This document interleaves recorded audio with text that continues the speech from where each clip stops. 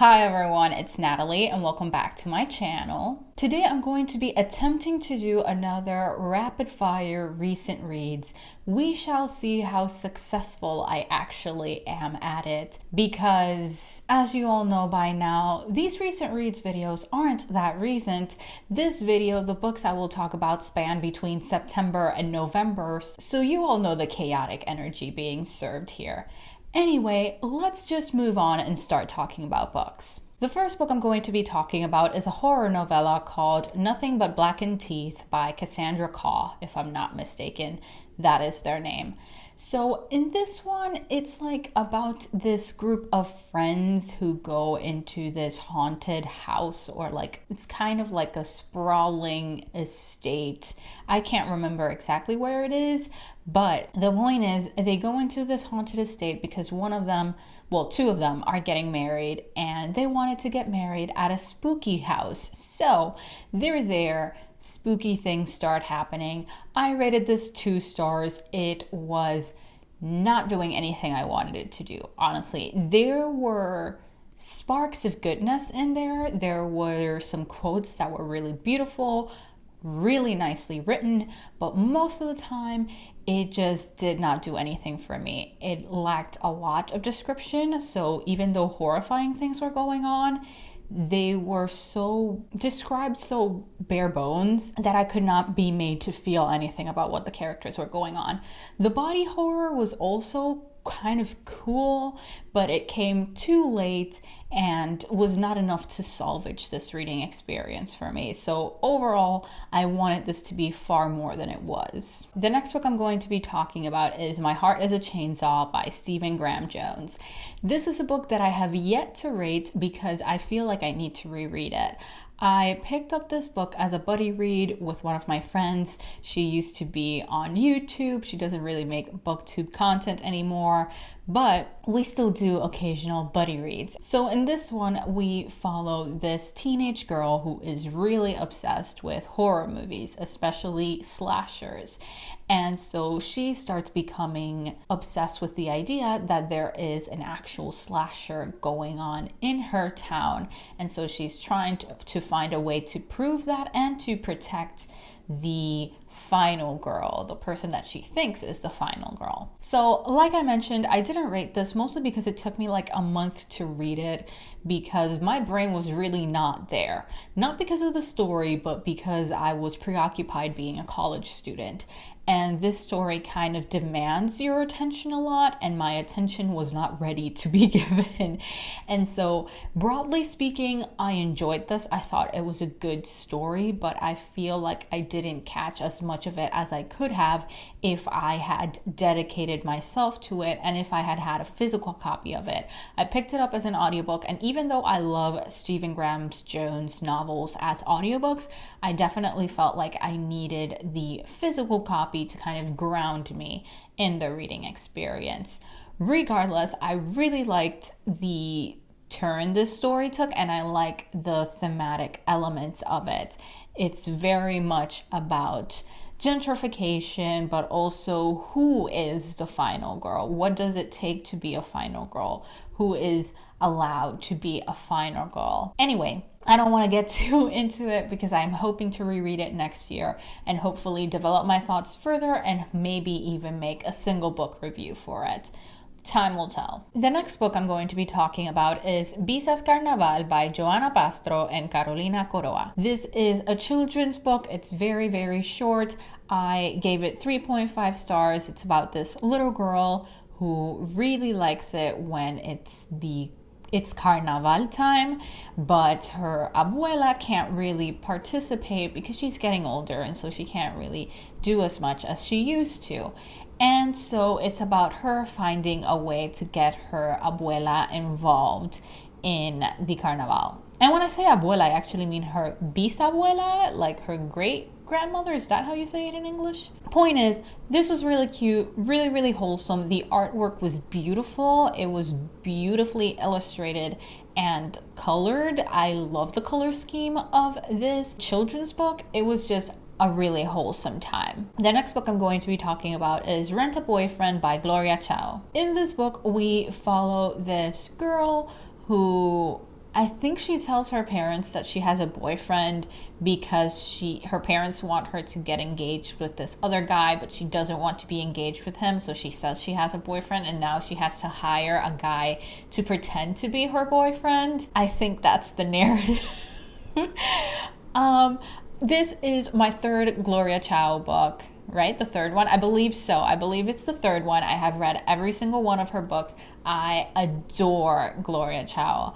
This one I gave 3.75 stars. I did not love it quite as much as her other books, but that's mostly because I didn't feel like this book brought a lot of new things to the table. I felt like there were a lot of repeated themes and character archetypes, and so even though I enjoyed it because I am very comfortable with Gloria Chow's writing style, her narrative voice, I really enjoy it. I find it kind of soothing and entertaining and just easy. I also have to acknowledge that it did feel a bit redundant since I have read her other books. However, again, because I like her narrative style, I really enjoyed this. I thought the story was very, very cute. I loved the whole rent a boyfriend aspect of it.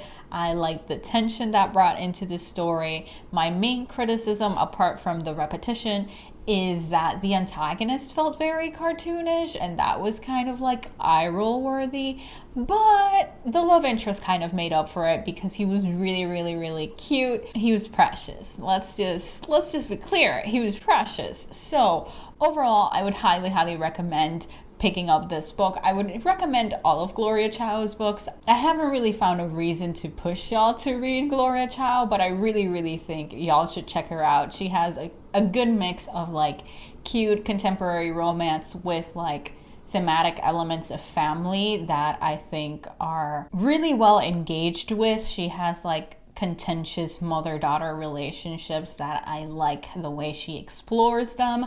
So overall, go check out Gloria Chow. Apart from the fact that this cover is like super cute, it's like so pink and I'm obsessed with it. Obsessed with it. It's gorgeous. It's everything. The next book I'm going to be talking about is Jade War by Fonda Lee. This is the sequel to Jade City.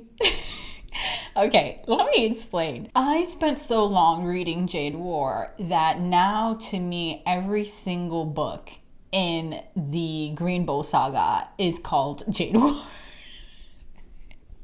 And this is coming from someone who enjoyed both the first book and the second book, okay? But they're all called Jade War. Anyway, let's bring it back. So in the first book, we are basically following this family that, oh man, I don't actually know how to describe it. I'm gonna look for the summary of the first book because I've lost all ability to summarize this. Jade is the lifeblood of the island of Kekon. It has been mined, traded, stolen, and killed for, and for centuries, honorable greenbone warriors like the Call family have used it to enhance their magical abilities and defend the island from foreign invasion.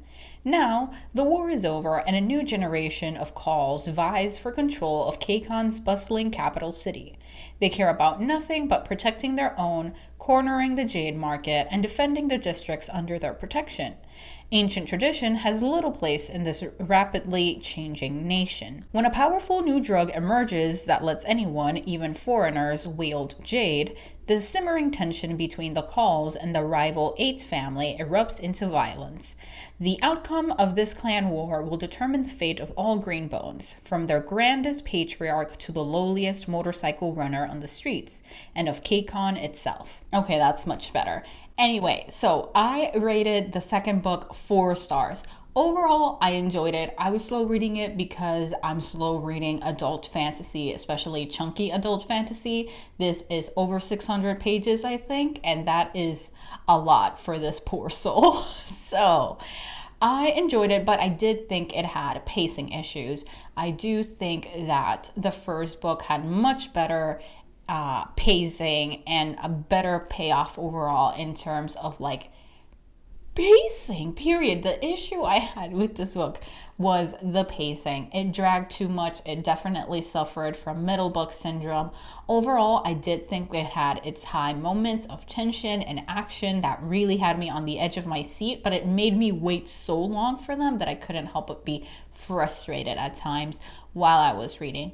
Regardless, I really like where the story is going. I just love everything about it. Like, I am able to feel connected to the characters, care about what happens to them, and even the characters that I don't love, I care about how other characters feel about them, and thus, if something happens to them, then I feel that pain. So, overall, really looking forward to Jade Legacy. I don't have too much to say, one, because I don't want to spoil things, but two, because again, it was a roller coaster of a time, and the best way to summarize it is that overall, it was a good time, but it could have been better. The next books I'm going to be talking about are volumes 3 and 4 of Blue Period by Tsubasa Yamaguchi. In this series, we follow this boy who is very academically gifted but hasn't really found a passion. Eventually, though, he finds a passion in art and decides to pursue it with his all, especially because the only school he can attend after he graduates is one that's very difficult to get into. And so if he doesn't give it his all, he really won't be able to pursue art confidently. So I rated volume 3 4 stars. I really enjoyed it. This was the volume that really got me invested in the story. It just was serving everything I needed it to. It made me suffer because we have this side character, Yuka, who is having a lot of turmoil because they're queer and they're not really accepted. And so there's a lot of tension in their home life, and they're kind of starting to draw away from art, even though that is their passion.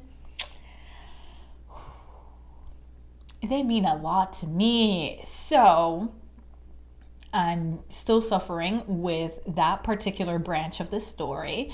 And then the other part is that the tension between Yatora and Yotasuke, peak content, okay? The way my heart desires and needs this to be a like rivals to lovers trope, it's right there. Like, it's right there in the palm of my hand. Like, if the author doesn't pursue it, it's such a waste because it's right there. They have such amazing banter and tension between them because they both look up to each other, but they're kind of mad about it. Excellent. Just excellent content. And then the other part of that volume that I really liked is that Yatora, oh my god, I was gonna call him something else. Yatora finally makes a piece of art that he's really proud of, and he gets such a high from that. It was precious. I loved it. And then volume 4, I gave 3.75 stars, I think, because it was almost what I wanted it to be, but not quite. Overall, again, still enjoyed it, still like where the story is going. What I liked about this volume is that it really brought up the tension, the characters, they're building up towards these major exams that they have to take, and so they're all very stressed out. And so I liked getting into that very deeply. And then I love that we're going through the process with Yatora, that he's trying to figure out what art he wants to make instead of what he thinks other people want him to make, and finding his true voice as an artist. I love following that journey. It is so good. So good. And of course there was more Yotasuke and Yatora content here. Excellence, just excellence. And if my baby Yuka doesn't stop suffering soon, I'm gonna have to fight. That's just what's gonna have to happen. The next book I'm going to be talking about is A Dowry of Blood by S.T. Gibson. This is a retelling of The Brides of Dracula, and I'm going to read the summary because I have already attempted to give a summary and I thought it was pathetic, so we're not going to do that. Saved from the brink of death by a mysterious stranger, Constantia is transformed from a medieval peasant into a bride fit for an undying king. But when Dracula draws a cunning aristocrat and a starving artist into his web of passion and deceit, Constantia realizes that her beloved is capable of terrible things. Finding comfort in the arms of her rival consorts, she begins to unravel their husband's dark secrets.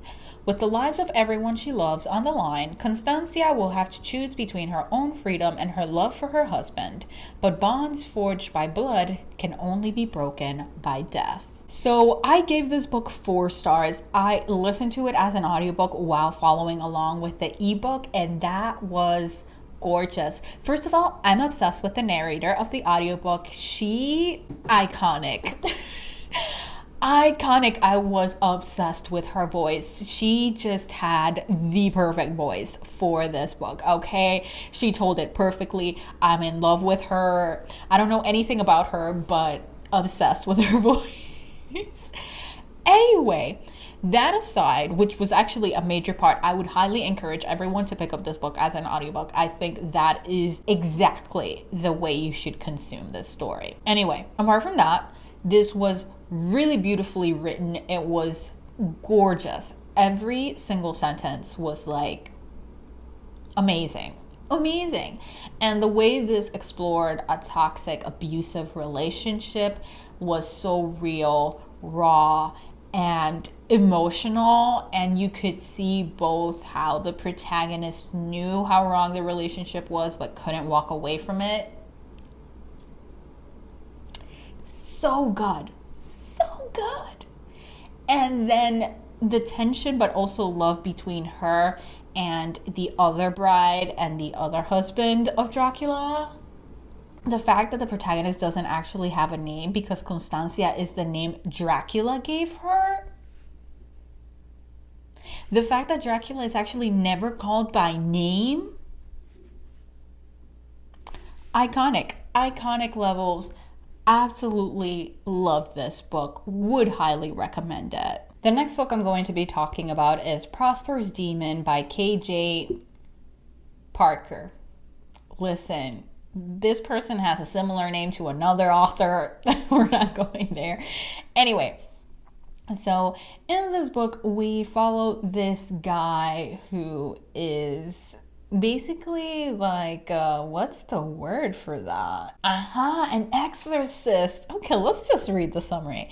The unnamed and morally questionable narrator is an exorcist with great follow-through and few doubts. His methods aren't delicate, but they're undeniably effective. He'll get the demon out. He just doesn't particularly care what happens to the person. That summary says it all. This novella was a blast. I gave this 4 stars. The protagonist is the most morally great character I have read in a really long time, and honestly, bless his heart, because he was everything I wanted him to be and more.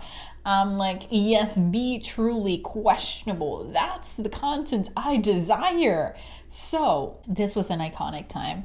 Steph from Coffee Over Apples is the one who encouraged me to read this, and honestly, she is not wrong. She keeps pushing people to read this, and she is not wrong. Like, it is so funny while at the same time serving on the horror elements. It's so good. If you like yourself comedic horror, or like a horror with a humor element to it, this is it, y'all. Look no further. This is what you need. Okay? I read this in one sitting.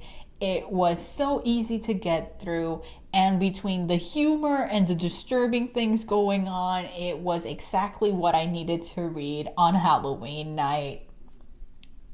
Fabulous. Truly beautiful. The last book I'm going to be talking about is a graphic novel called Manu by Kelly Fernandez. In this book, we follow this little girl who goes to an all-girls magical school. She is very powerful, but she doesn't always have the best control over her magic. One day, she upsets her best friend, who then wishes for her magic to go away. And in pursuit of getting her magic back, she kind of makes things worse. So we follow her as she tries to rectify her mistakes. I gave this book 4 stars. I found it ironic that I read one demon possession book one day, and the next day I read like a middle grade / YA graphic novel that also involved demon possession. What a time. What a moment.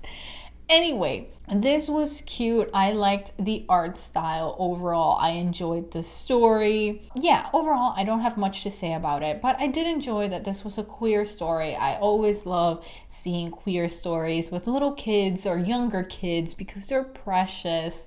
So I enjoyed that because the relationship between the protagonist and her best friend was just everything. And apart from that, I also liked that the overall message of the story is that you have to embrace both the good parts of you and the bad parts of you.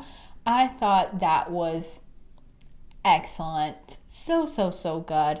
And so I would highly recommend picking it up. It's just a really cute and sweet story. So yeah, that's it for today's video. Thank you all so much for watching. If you enjoyed this video, please don't forget to like, comment, and subscribe. If you would like to follow me on any of my social media, I will have the links to that down below in the description. But for now, see you next time.